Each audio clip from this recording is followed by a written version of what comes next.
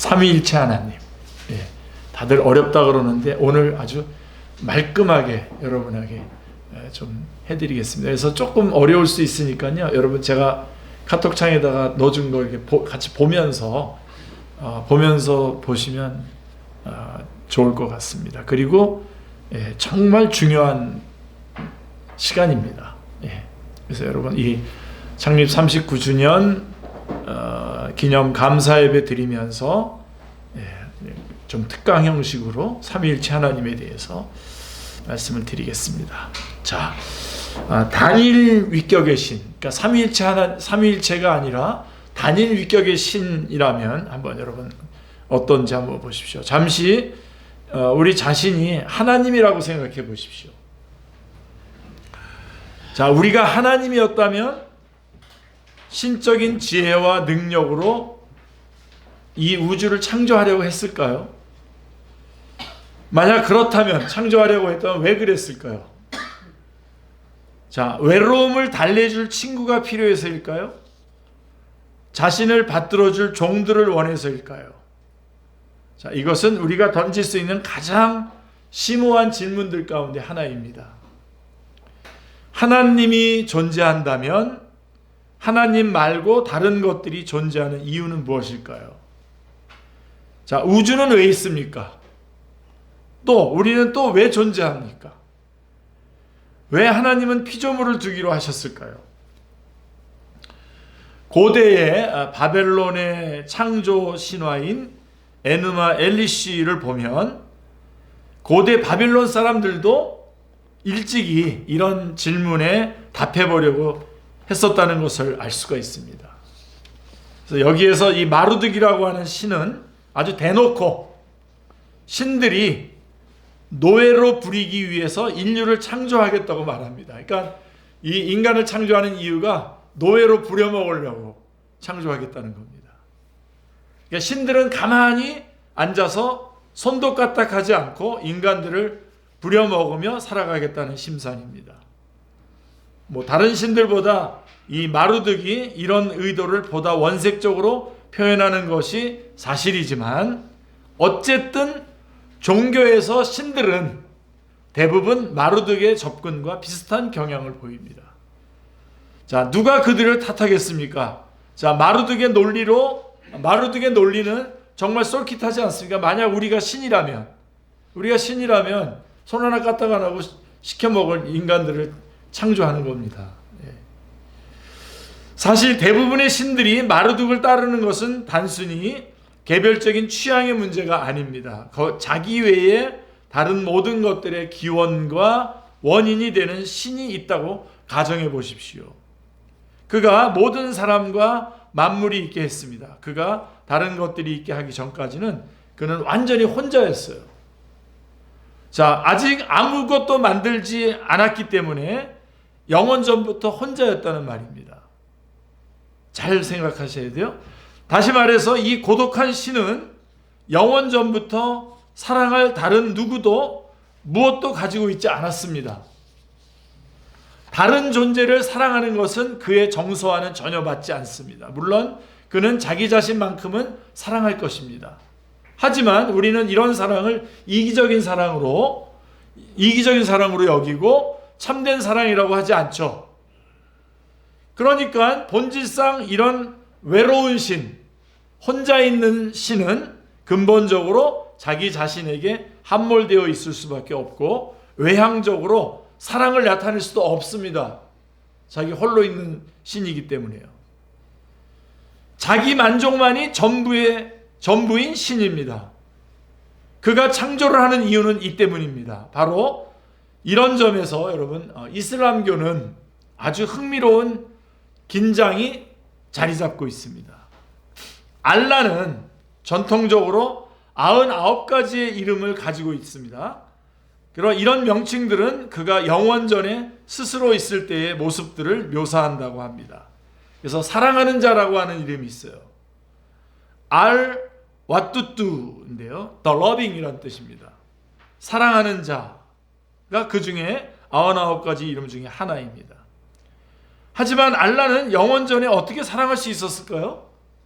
자, 와뚜뚜, 와뚜뚜라고 하는 것은 사랑하는 자, the loving이라고 하는 뜻인데, 그렇다면 알라는 영원 전에 어떻게 사랑할 수 있었을까요? 그가 창조하기 전에는 그가 사랑할 수 있는 어떤 것도 존재하지 않았는데 말입니다. 그리고 이 이름은 자기중심적인 사랑이 아닌 다른 존재를 향한 사랑의 의미를 담고 있습니다. 그렇다면 자신의 피조물을 영원토록 사랑하는 것 말고는 이 이름을 달리 설명할 길이 없습니다. 하지만 그렇게 말할 경우 큰 문제가 야기되는 거 아시죠, 여러분?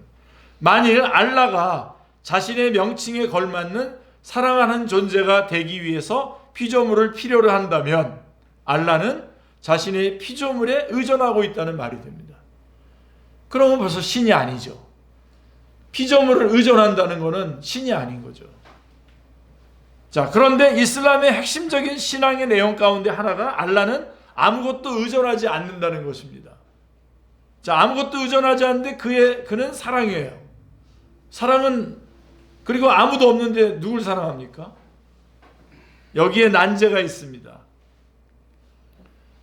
사랑을 위해서는 대상이 필요한데 홀로 존재하는 신이 어떻게 영원토록 본질적으로 사랑하는 존재일 수 있겠습니까? 삼위일체가 아닌 신들과 피조물을 생각했을 때에 마주하는 어려움이 바로 여기에 있습니다. 홀로 영원을 지내온 단일 위격의 신들은 필연적으로 자기에게 함몰되는 존재일 수밖에 없고, 따라서 이런 신들이 왜 굳이 다른 어떤 존재에게 다른 것들이 존재하게 했는지 알기 어렵습니다. 자, 거울에 비친 자신의 모습에 황홀해하는 신에게 우주의 존재는 오히려 집중을 방해하지 않겠습니까? 내가 나로 만족한데 굳이 이 온 우주 만물을 만들어서 방해받을 필요가 있겠습니까? 이런 신이 행하는 창조는 지극히 부자연스럽습니다. 그리고 설령 이런 신들이 창조를 행한다고 하더라도 순전히 자기 만족을 위해서 창조한 것들을 이용하여 본질적인 필요나 욕망을 충족시키기 위한 창조를 행할 것입니다. 자, 그렇다면 이제 우리가 믿는 하나님은 어떤 하나님일까요? 삼위일체 하나님이십니다. 다르죠? 아까 단일 위격의 신하고 다릅니다. 하나님은 한 분이시지만 세 위격이시다. 셋이면서 하나이고 하나이면서 셋이다. 삼위일체 하나님에 대한 고백입니다. 성경 말씀을 따라가며 삼위일체 하나님 안에 흐르는 영원한 사랑을 발견하고 이 진리가 오늘 우리의 삶에 왜 그렇게 중요한지를 함께 한번 살펴보겠습니다. 자, 삼위일체를 이해하려면 가장 먼저 흔들리지 않는 성경 말씀의 기초 위에 서야 되는데요. 가장 흔들리지 않는 성경 말씀이 뭐냐? 하나님은 한 분이시라고 하는 사실입니다. 신명기 6장 4절을 보시면요. 오늘 좀 약간은 특강식이니까 우리 여러분 보고 계시면 같이 한번 신명기 6장 4절 같이 한번 읽어보겠습니다. 이스라엘아 들으라, 우리 하나님 여호와는 오직 유일한 여호와이시니. 이 구절은 히브리어로 쉐마라고 불리는데 들으라라고 하는 뜻의 단어에서 나온 이름입니다. 이 말씀은 단순한 성경 구절이 아니라 이스라엘 민족의 신앙 고백이자 서약이었고 그들의 정체성이었습니다.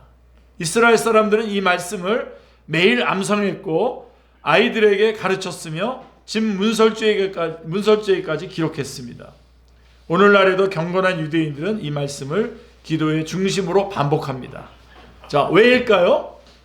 자, 이 말씀이 인류 역사상 가장 중요한 진리 중에 하나를 선포하고 있기 때문입니다.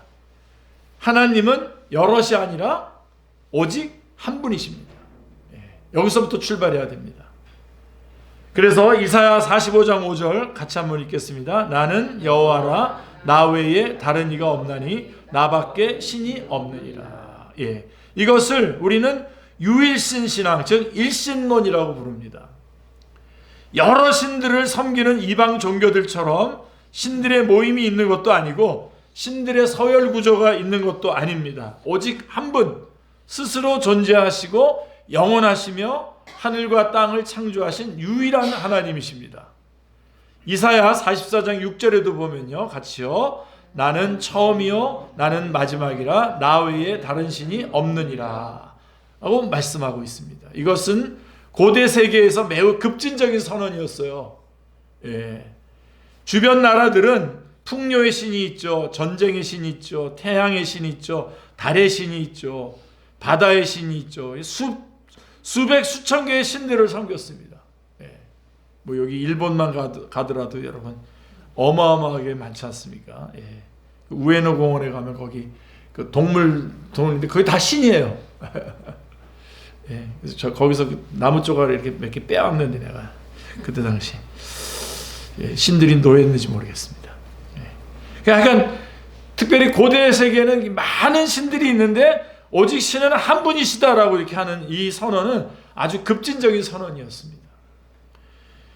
자, 이렇게 많은 신들이 있지만 하나님은 분명히 말씀하셨습니다. 나는 하나다. 다른 신은 없다라고 분명하게 선언하고 있습니다. 그런데 바로 여기서부터 이 신비가 조금씩 펼쳐지기 시작합니다. 하나님의 하나 되심은 단순하고 평면적인 하나가 아니라 깊고 풍성하고 객관적인 관계적인 하나입니다. 관계. 신명기 6장 4절에서 사용된 하나라고 하는 히브리어 단어는 에하드인데요. 이 단어는 단순한 숫자 하나가 아니라 연합된 하나를 말하는 것입니다. 복합적인 하나를 의미합니다. 예를 들어서 창세기 2장 24절에 보면 둘이 한 몸을 이룰지로다 라고 말합니다. 남자와 여자 두 사람이지만 하나의 관계가 되는 것입니다. 그래서 여호와는 하나이시다 라는 선언은 하나님의 본질을 제한하는 말이 아니라 하나님이 한 분이라고 하는 것을 제한하는 것이 아니라 그분의 완전한 일치와 연합을 선포하는 말입니다. 그리고 성경의 처음부터 이 하나이신 하나님 안에서 어떤 복수성, 내적 관계성이 은근히 드러나기 시작합니다. 이것은 모순도 아니고 다신론도 아닙니다.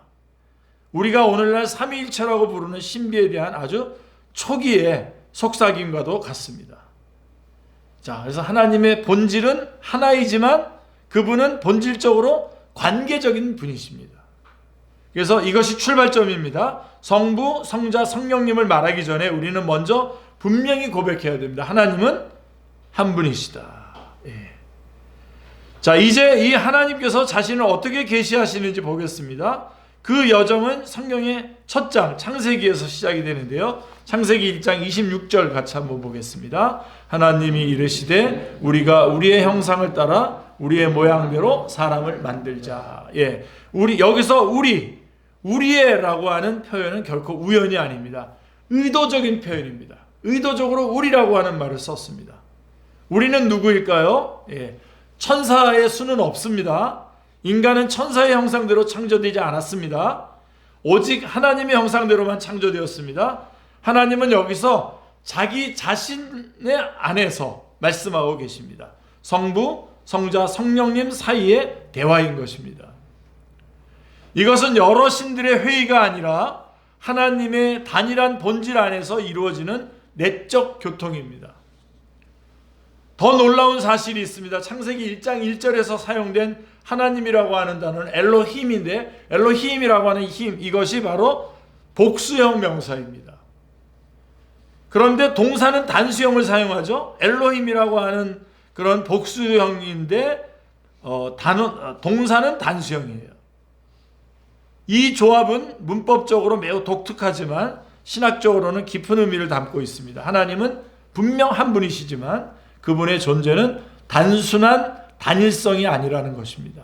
마치 하나의 화음처럼 소리는 하나이지만 그 안에는 여러 의미, 조화를 이루고 있습니다. 하나님의 이름 속에서도 이미 힌트가 주어지고 있죠. 자, 말씀하려고 하는 게 이겁니다. 하나님은 하나이시지만 결코 고독한 분이 아니시다는 거죠.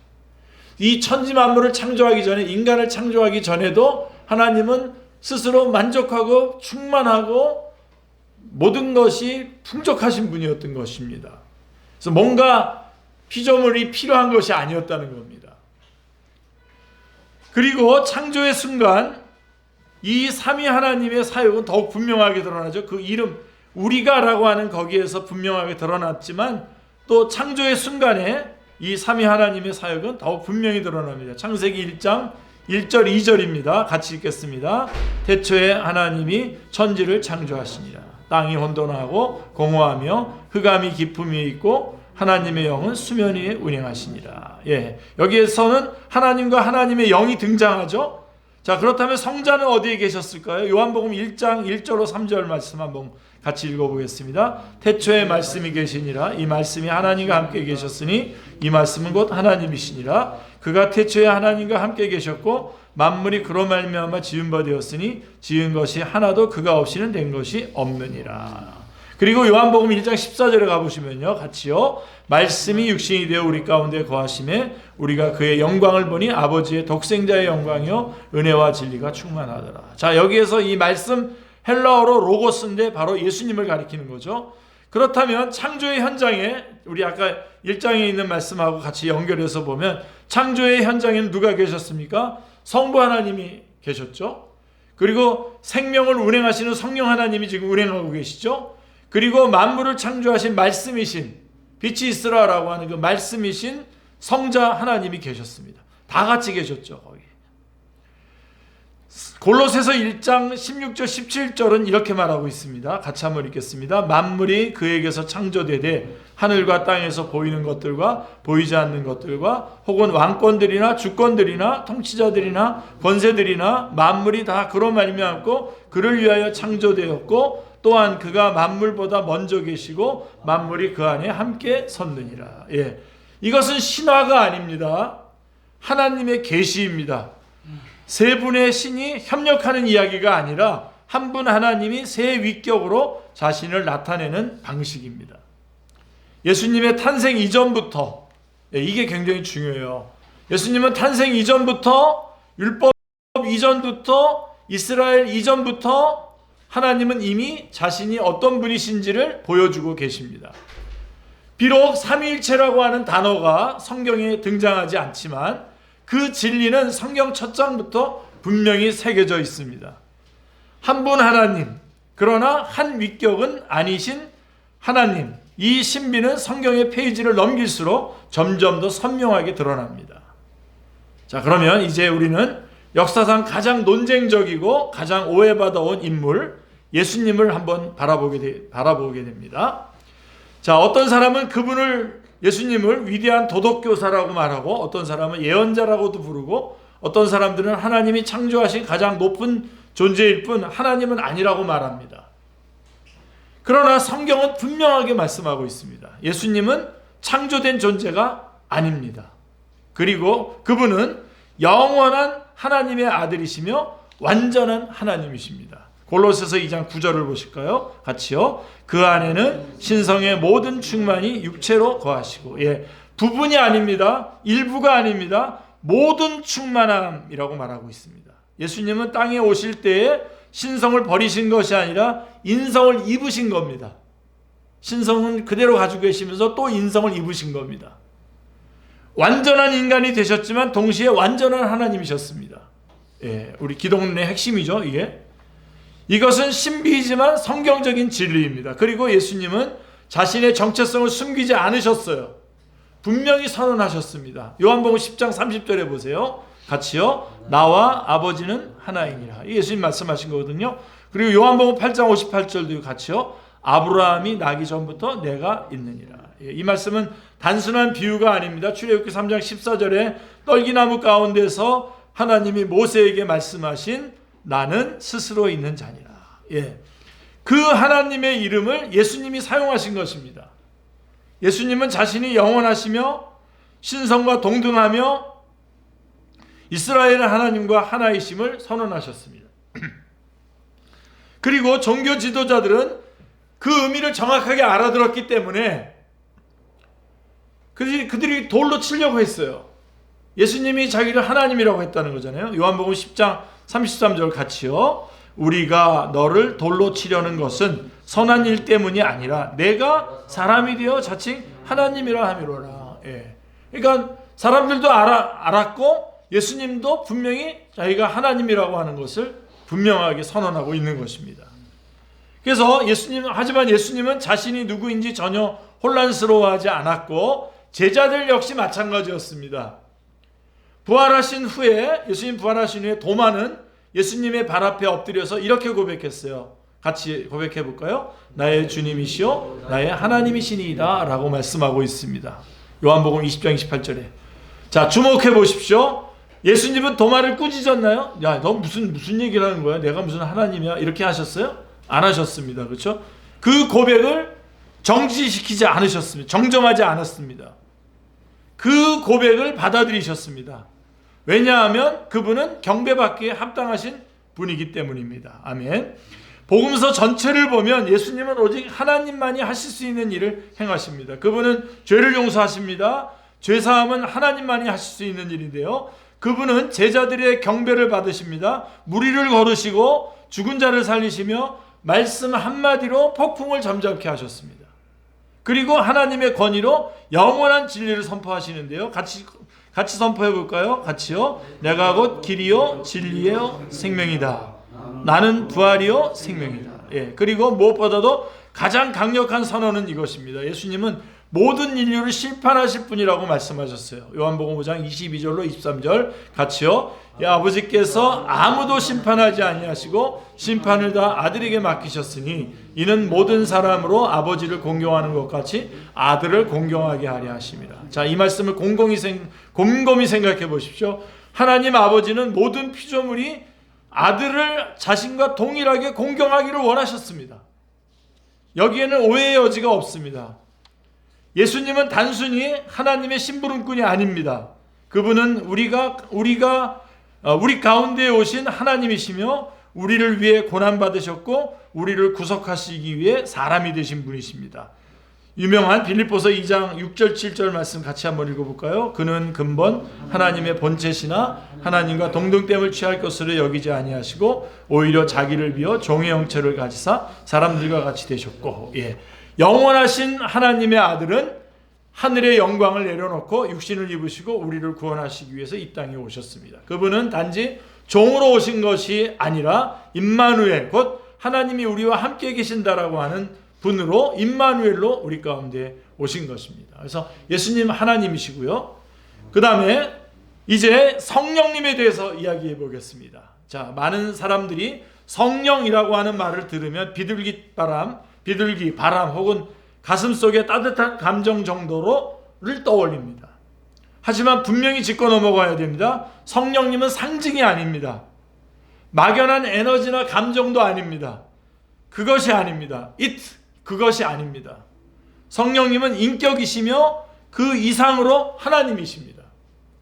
성령님은 삼위일체 세 번째 위격으로 성부와 성자와 동등하시고 영원하시며 전능하신 하나님이십니다. 아멘.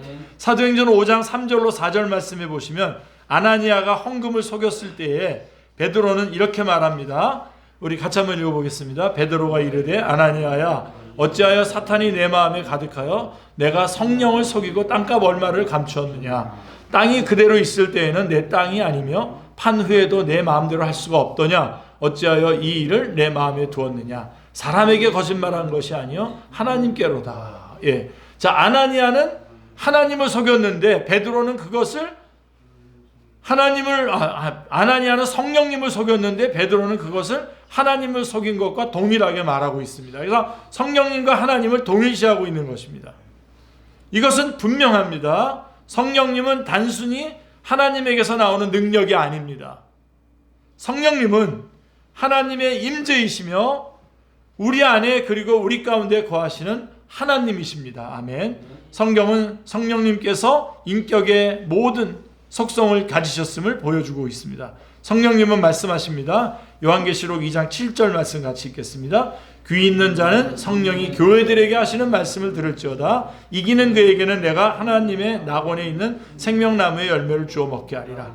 성령님은 가르치시고 기억나게 하십니다. 요한복음 14장 26절 같이요. 보혜사 곧 아버지께서 내 이름으로 보내실 성령, 그가 너희에게 모든 것을 가르치고 내가 너희에게 말한 모든 것을 생각나게 하리라. 예. 성령님은 우리를 위해서 중보기도 하십니다. 로마서 8장 26절 유명한 말씀이죠. 같이요. 이와 같이 성령도 우리의 연약함을 도우시나니 우리는 마땅히 기도할 바를 알지 못하나 오직 성령이 말할 수 없는 탄식으로 우리를 위하여 친히 간구하시느니라. 또 성령님은 근심하실 수 있습니다. 에베소서 4장 30절 말씀 같이요. 하나님의 성령을 근심하게 하지 말라. 그 안에서 너희가 구원의 날까지 인치심을 받았느니라. 또 성령님은 인도하시고 위로하시고 책망하시며 능력을 주십니다. 요한복음 16장 13절 같이요. 그러나 진리의 성령이 오시면 그가 너희를 모든 진리 가운데로 인도하시리니 그가 스스로 말하지 않고 오직 들은 것을 말하며 장래 일을 너희에게 알리시리라. 또 요한복음 16장 8절도 보십시오. 그가 와서 죄에 대하여 의에 대하여 심판에 대하여 세상을 책망하시리라. 예. 자, 성령님은 어떤 것이 아닙니다. 그분은 그분이십니다. 예. 그리고 하나님의 구속사역 전반에 깊이 관여하십니다. 창조 때에는 무리를 운행하셨고 계시 가운데서는 성경을 영감하셨으며 구원에서는 믿는 자를 거듭나게 하시고 성화에서는 우리를 변화시키시며 교제 가운데는 우리 안에 거하십니다. 성령님은 하나님이십니다. 사도 바울은 고린도전서 2장 10절로 11절에서 이렇게 말합니다. 같이요. 오직 하나님이 성령으로 이것을 우리에게 보이셨으니 성령은 모든 것 곧 하나님이 깊은 것까지도 통달하시느니라. 사람의 일을 사람의 속에 있는 영 외에 누가 알리요? 이와 같이 하나님의 일도 하나님의 영 외에는 아무도 알지 못하느니라. 예, 이 말은 무엇을 의미합니까? 성령님은 하나님만이 가지신 진지성을 가지고 계시다는 뜻입니다. 왜냐하면 성령님은 하나님이시기 때문입니다. 아멘. 예수님께서 세례를 받으실 때에 삼위일체 하나님은 모두 함께 나타나셨죠. 누가복음 3장 22절입니다. 같이요. 성령이 비둘기 같은 형체로 그의 위에 강림하시더니 하늘로부터 소리가 나기를 너는 내 사랑하는 아들이라 내가 너를 기뻐하노라 하시니라. 자, 아들은 물 가운데서 아들 하나님은 물 가운데에 계셨고 아버지 하나님은 하늘에서 말씀하셨고 성령님은 능력으로 임하셨습니다. 세 위격, 그러나 한 하나님입니다. 그리고 이 동일한 성령님, 창조 위를 운행하시던 바로 그 성령님께서 우리가 예수 그리스도께 속한 자라면 지금 우리 안에 거하고 계십니다. 지금 우리 안에 계십니다. 아멘. 로마서 8장 11절을 보실까요? 같이요. 예수를 죽은 자 가운데서 살리신 이의 영이 너희 안에 거하시면 이라고 말씀하고 있습니다. 같이요. 그리스도 예수를 죽은 자 가운데서 살리신 이가 너희 안에 거하시는 그 영으로 말미암아 너희 죽을 몸도 살리시리라. 아멘. 성령님은 멀리 계신 분이 아닙니다. 추상적인 개념도 아닙니다. 선택사항도 아닙니다. 그분은 우리 안에 계신 하나님이십니다. 진리의 영, 위로자, 하나님의 숨결이십니다.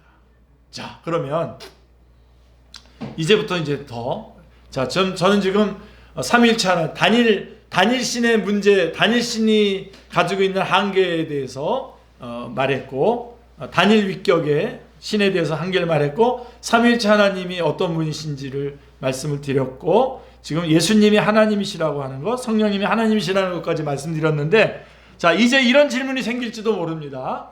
여기까지 왔지만 이런 질문이 생길지 모릅니다. 자, 그렇다면 이걸 어떻게 이해할까? 하나님이 어떻게 한 분이시면서 동시에 세 분일 수 있을까? 자, 우리 분명히 하십시다. 우리는 1+1+1은 세 하나님이라고 말하는 것이 아닙니다. 예.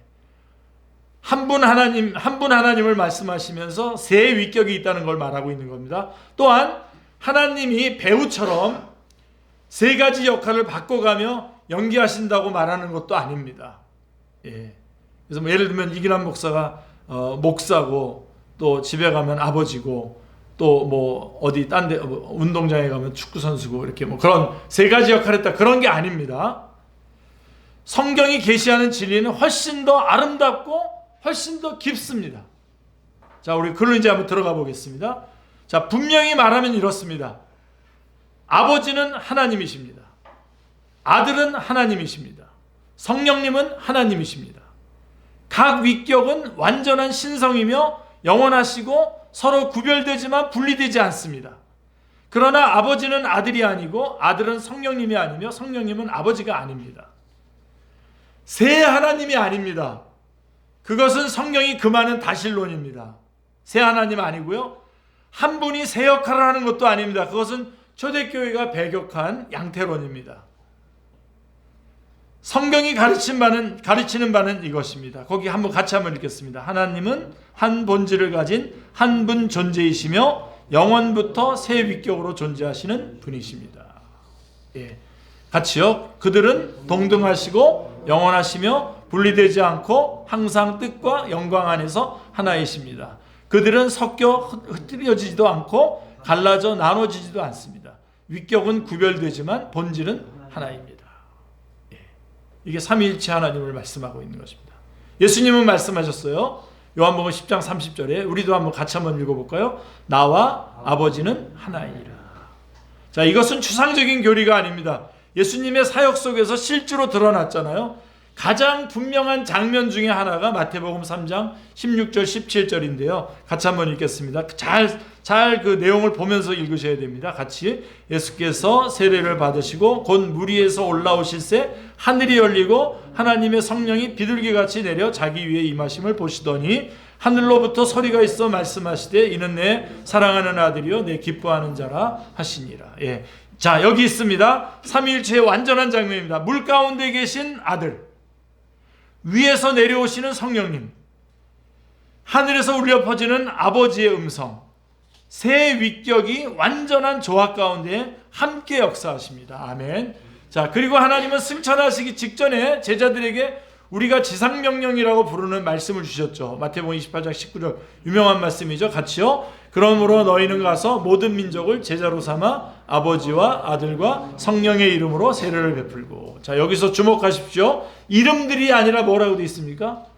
이름이라고 되어 있잖아요. 그러므로 너희는 가서 모든 민족으로 제자를 삼아 아버지와 아들과 성령의 이름들로가 아니라 이름으로 세례를 베풀고 라고 말씀하고 있습니다. 그러니까 하나님의 이름, 새 위격, 하나의 본질, 새 위격입니다. 예, 하나의 이름, 새 위격, 하나의 본질, 새 위격. One natural, three person입니다. 사도 바울도 교회를 향한 축복 속에서 이 진리를 다시 확인하고 있죠. 고린도후서 13장 13절 여러분 우리 교회에서 늘 축도할 때 같이 축도할 때 하는 축도 때 나오는 말씀 아닙니까? 같이요. 주 예수 그리스도의 은혜와 하나님의 사랑과 성령의 교통하심이 너희 무리와 함께 있을지어다. 여기 다 나오잖아요. 그죠? 예수 그리스도의 은혜와 하나님의 아버지의 사랑과 성령님의 교통케 하시는 역사. 예. 각 위격은 우리의 삶에 서로 다른 방식으로 역사하시지만 결코 경쟁하지 않으시고 모순되지 않으시며 나뉘지 않으십니다. 초대교회는 기도와 말씀 연구 그리고 성령님의 역사하심 속에서 이 진리를 확증했고 우리는 이것을 오늘날 삼위일체 교리라고 부릅니다. 삼위일체라고 하는 단어는 성경에 없지만 그 실체는 창세기로부터 시작해서 요한계시록까지 촘촘히 짜여 있습니다. 그리고 삼위일체는 어려운 수학 문제가 아니라 하나님의 마음을 들여다보는 창입니다. 하나님은 영원부터 관계적이시고 사랑 안에서 완전하시며 뜻 안에서 하나로 연합되어 계십니다. 셋이면서 하나이면서 셋, 이것이 삼위 하나님 안에 담긴 신비이고 아름다움이며 영광입니다. 자, 그런데 여기까지 들으시면서 이런 생각이 들 수 있습니다. 자, 지금부터 더 자세한, 더 좀 집중해 주시기 바랍니다. 그래서 이게 왜 중요하지? 왜 하나님 삼위일체이신 게 중요하지? 왜 하나님이 삼위일체여야 하지? 라고 하는 것이죠. 예. 자, 왜 하나님이 셋이면서 하나이신 게 중요할까요? 왜 성부와 성자와 성령님이 구별되시면서도 하나이신 것이 중요할까요? 거기 같이 읽겠습니다. 그 이유는 삼위일체 없이 우리는 성경이 말하는 가장 깊은 진리를 온전히 이해할 수 없기 때문입니다. 하나님이 삼위일체 하나님이신 거를 드러내지 않으면 우리에게 주어진 성경의 아주 깊은 진리들을 이해할 수가 없습니다.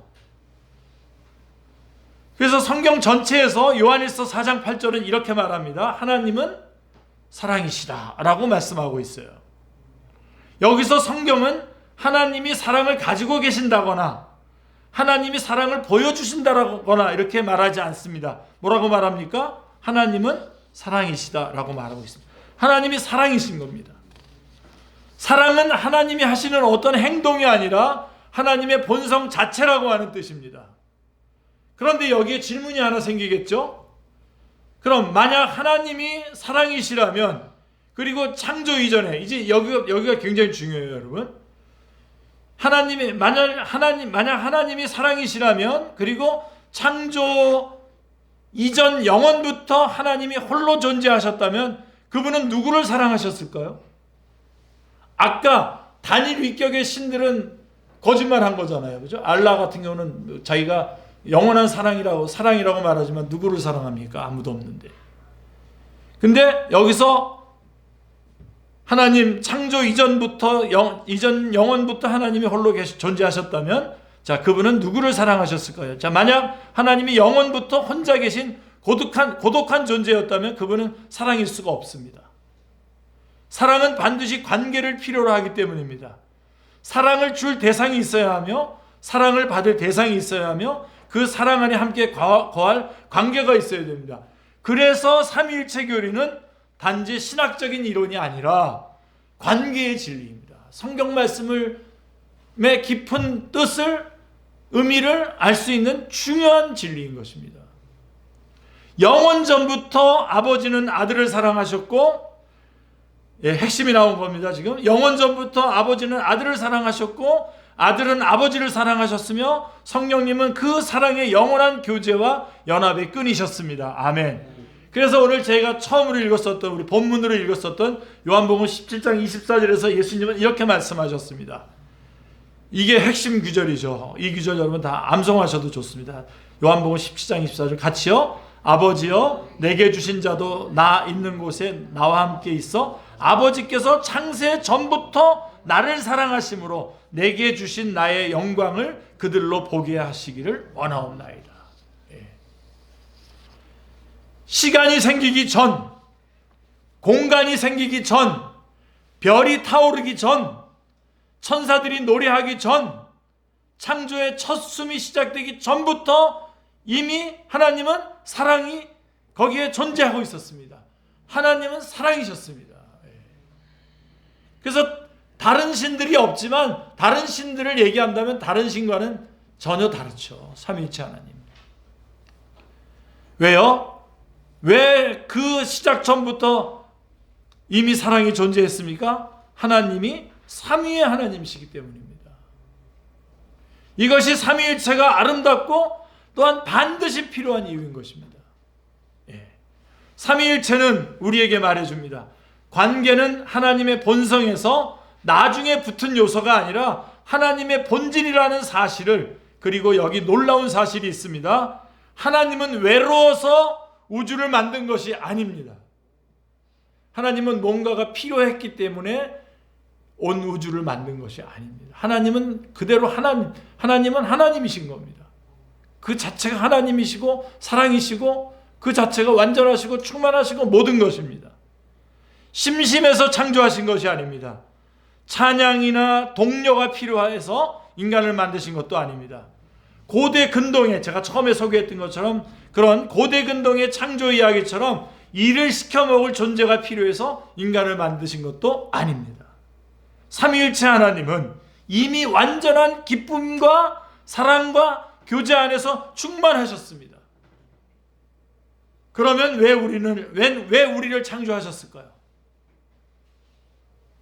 여기에서 모든 게 다 바뀝니다. 그래서 저는 오늘 이 삼위일체 이 말씀을 듣기 이전과 들은 이후를 여러분들이 한 단계 높아졌을 거라고 저는 생각합니다. 자, 그럼 왜 우리를 창조하셨을까요? 그런 완전하신 하나님, 그 사랑이 너무 풍성하고 너무 넘치고 너무 무한해서 그 사랑을 나누기 원하셨기 때문입니다.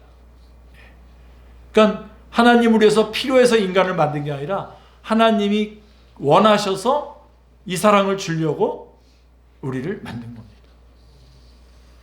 하나님은 우리를 필요해서가 아니라 원하셔서 만드셨습니다. 원하셔서. 여기에다가 여러분 모든 신앙을 다 넣으시길 바랍니다. 우리 대진 형제님 그 어머니 많이 저도 많이 힘들어했는데 많이 힘들잖아요. 하나님 우리 어머니께서 지금 이 사랑이 아주 깊은 사랑 안으로 푹 들어가신 겁니다. 천국으로 가신 겁니다. 예. 우리를 자기 형상대로 지으셨다는 것은 우리가 하나님과 그리고 서로와의 관계를 위해 창조되었다는 뜻입니다. 우리는 하나님을 알고 하나님과 동행하고 영원부터 성부, 성자, 성령님 사이에 존재해온 그 사랑 안으로 초대받기 위해서 창조된 겁니다. 예. 우리와 같은 박수로 한 5분 동안 치고 하나님 앞에 영광 돌리고 계속해야 되는데, 그래서 예수님이 오신 겁니다. 그거를 알려주려고 예수님이 오신 겁니다. 죄가 깨트려 놓은 관계를 회복하시고 우리를 다시 삼위의 일체 하나님의 마음 그 중심으로 데려오기 위해서입니다. 그래서 로마서 5장 5절에 보십시오. 같이요. 소망이 우리를 부끄럽게 하지 아니함은 우리에게 주신 성령으로 말미암아 하나님의 사랑이 우리 마음에 부음받음이니. 이 사랑, 하나님 성부 성자 성령 하나님께서 가지셨던 그 사랑이 우리 마음의 성령을 통해서 부음받음이니 라고 말씀하고 있는 것입니다. 성자를 통해서, 성자 하나님을 통해서 우리는 용서받고 성령님으로 우리는 채워지며 아버지 안에서 우리는 참된 집을 발견하게 되는 것입니다. 삼위일체는 차가운 교리가 아닙니다. 그것은 하나님의 영원한 사랑으로의 따뜻한 초대입니다. 아멘. 우리는 이 사랑을 위해서 창조되었습니다. 그리고 예수 그리스도를 통해 우리는 하나님의 가족으로 초대를 받았습니다. 낯선 이방인이 아니라 자녀로 말입니다. 갈라디아서 4장 6절 말씀 보세요. 같이요. 너희가 아들이므로 하나님이 그 아들의 영을 우리 마음 가운데 보내사 아빠 아버지라 부르게 하셨느니라. 아빠 아버지라고. 예. 이것이 삼위 하나님의 아름다움입니다. 그분은 단지 강력하고 거룩하신 분이 아니라 관계적이시고 초대하시며 사랑이 넘치는 하나님이십니다. 아멘. 자, 이제 우리 이 진리를 더 가까이 한번 가져와 보겠습니다. 삼위일체는 이해해야 할 교리만이 아니라 경험해야 할 관계입니다.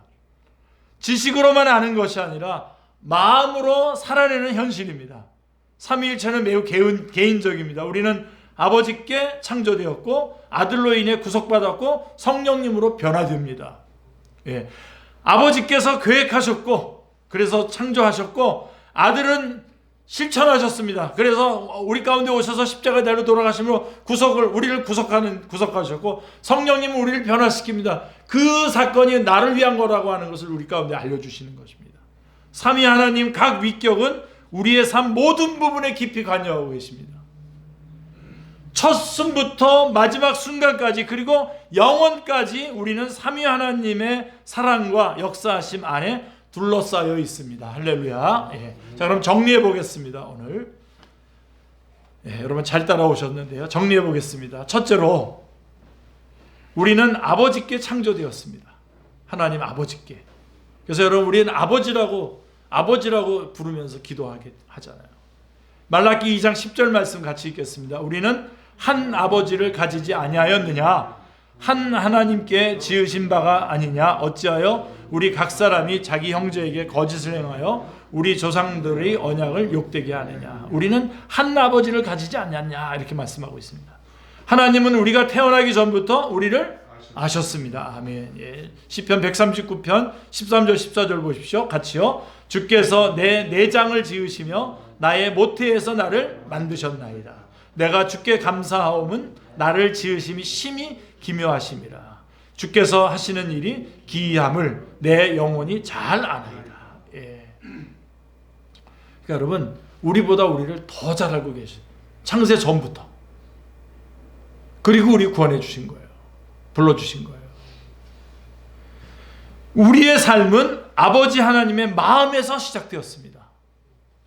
그분은 목적과 뜻을 가지고 사랑으로 우리를 디자인하셨습니다. 그리고 두 번째로 우리가 정리하는 것은 우리는 아들로 인해서 구속받았습니다. 에베소서 1장 7절 같이 읽겠습니다. 우리는 그리스도 안에서 그의 은혜의 풍성함을 따라 그의 피로 말미암아 속량 곧 죄사함을 받았느니라.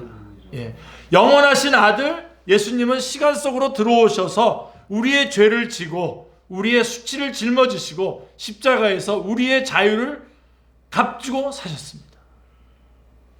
요한복음 3장 16절 말씀 같이 읽겠습니다. 하나님이 세상을 이처럼 사랑하사 독생자를 주셨으니 이는 그를 믿는 자마다 멸망하지 않고 영생을 얻게 하려 하심이라.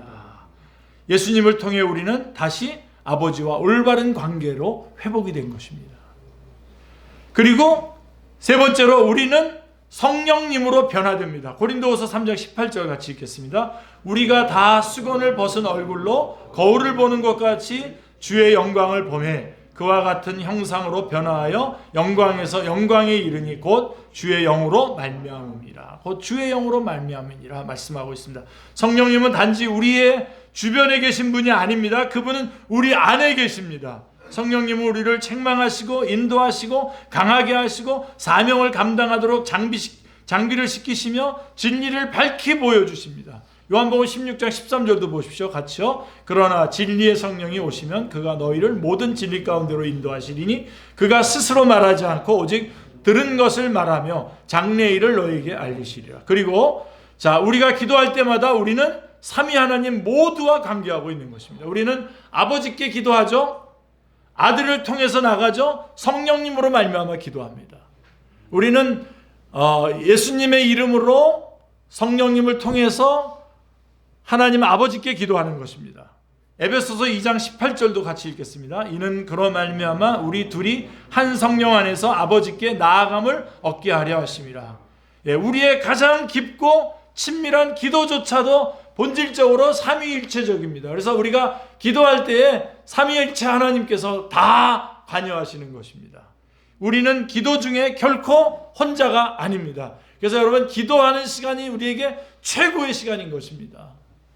성령님께서 우리를 하늘 보좌 앞으로 인도하시고 우리는 그리스도의 의 안에 서서 하늘 아버지 앞에 나아갑니다.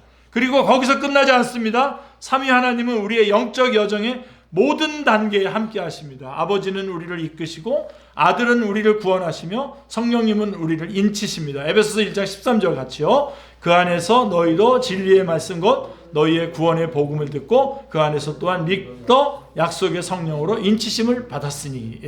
아버지는 우리를 훈련하시고 아들은 우리를 위해서 중보하시며 성령님은 우리를 변화시키십니다. 아멘. 로마서 8장 29절도 같이요. 하나님이 미리 하신 자들을 또한 그 아들의 형상을 본받게 하기 위하여 미리 정하셨으니 이는 그로 많은 형제 중에서 맏아들이 되게 하려 하심이라. 아버지는 죽은 자를 살리시고 아들은 부활이요 생명이시며 성령님은 우리의 죽을 몸에도 생명을 주십니다. 아멘. 로마서 8장 11절도 보십시오. 같이요. 예수를 죽은 자 가운데서 살리신 이의 영이 너희 안에 거하시면 그리스도 예수를 죽은 자 가운데서 살리신 이가 너희 안에 거하시는 그 영으로 말미암아 너희 죽을 몸도 살리시리라. 여러분 보이십니까? 우리는 결코 버려지지 않았고요. 끊어지지 않았고 사랑받지 못한 적이 없습니다. 아멘. 우리는 매일매일 하나님 자신의 충만한 사랑과 임재와 성부, 성자, 성령님에 둘러싸여 있습니다.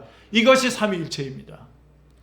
신학적인 개념이 아니라 믿음의 기초이며 구원의 틀이며 하나님과 동행하는 매일의 교제입니다. 자, 이제 마무리할게요. 자, 제가 질문해 보겠습니다. 우리는 이 하나님을 알고 계십니까? 하나님이 삼위일체 하나님이라는, 우리가 믿고 있는 하나님이 삼위일체 하나님이라는 걸 알고 있습니까? 멀리 있는 창조주로만, 하늘의 막연한 능력으로만, 어릴 적 들어본 이름 정도로만 아는 하나님이 아니라 삼위 하나님, 우리를 지으신 아버지, 우리를 위해서 죽으신 아들, 우리 안에 거하시기 원하시는 성령님, 바로 그 하나님 말입니다. 이 하나님을 알고 계십니까? 성경의 하나님은 멀리 계시지 않습니다. 침묵하시지도 않습니다. 숨지시지도 않습니다. 요한복음 14장 6절에서 예수님은 말씀하십니다. 같이요. 내가 곧 길이요 진리요 생명이니 나로 말미암자고는 아버지께로 올 자가 없느니라. 자, 아버지께 가는 길은 오직 하나입니다. 그 길은 아들을 통해서만 갑니다. 예수님은 단지 선생님이 아닙니다. 그분은 영생으로 들어가는 문이십니다. 아멘. 요한복음 10장 9절 같이요. 내가 문이니 누구든지 나로 말미암아 들어가면 구원을 받고 또는 들어가며 나오며 꼴을 얻으리라. 아멘. 그리고 그 문을 통과하는 순간 성령님께서 그곳에서 우리를 맞이하십니다. 성령님은 우리의 인도자와 위로자요, 교사요, 그리고 힘이 되어 주십니다. 아버지는 멀리서 지켜보기만 하는 분이 아닙니다. 그분은 두 팔을 벌리고 기다리십니다. 탕자의 비유 속의 아버지처럼 달려와서 안아주시고 우리를 가족의 자리로 회복시키시기를 원합니다. 이것이 오늘 우리에게 삼위일체가 의미하는 바인 것입니다. 우리는 잊혀진 존재가 아닙니다. 시간이 시작되기 전부터 존재해온 사랑으로 초대받았습니다. 끊어질 수 없는 관계로 초대받았고 영원한 교제로 초대받았습니다. 오늘 우리는 집으로 돌아올 수 있습니다. 필요한 것은 단 하나, 예라고 하는 응답입니다. 로마서 10장 9절 같이요. 내가 만일 내 입으로 예수를 주로 시인하며 또 하나님께서 그를 죽은 자 가운데서 살리신 것을 내 마음에 믿으면 구원을 받으리라. 여러분, 문은 열려 있습니다. 성령님은 부르고 계십니다. 아버지는 기다리고 계십니다.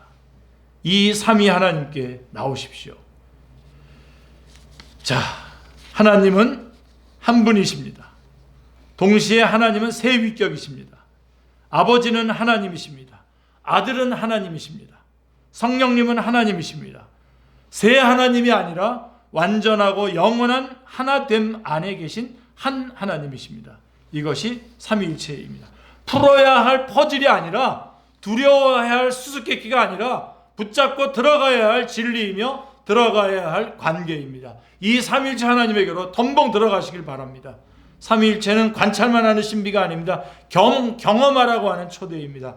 요한계시록 3장 20절 같이요. 볼지어다 내가 문 밖에 서서 두드리노니 누구든지 내 음성을 듣고 문을 열면 내가 그에게로 들어가 그와 더불어 먹고 그는 나와 더불어 먹으리라. 지금 예수님은 문을 두드리고 계십니다. 문을 열어드리시겠습니까? 삼위 하나님의 영원한 사랑 안으로 들어오시겠습니까? 아멘. 기도하겠습니다. 하나님, 삼위의 하나님, 감사합니다. 축제교회를 여기까지 인도해 주시고 오늘 39주년 기념 감사 예배를 드리면서 하나님 시끄럽게 이런저런 행사를 한 게 아니라 삼위일체 하나님이 어떤 분이신지를 하나님 저희가 분명히 알 수 있도록 귀한 말씀을 주셔서 하나님 감사합니다. 영원 전부터 저희를 알고 계셨고 사랑하셨고 역사의 현장에서 불러내시고 또 영원한 천국으로 인도하실 하나님, 삼위일체 하나님 너무나 감사합니다.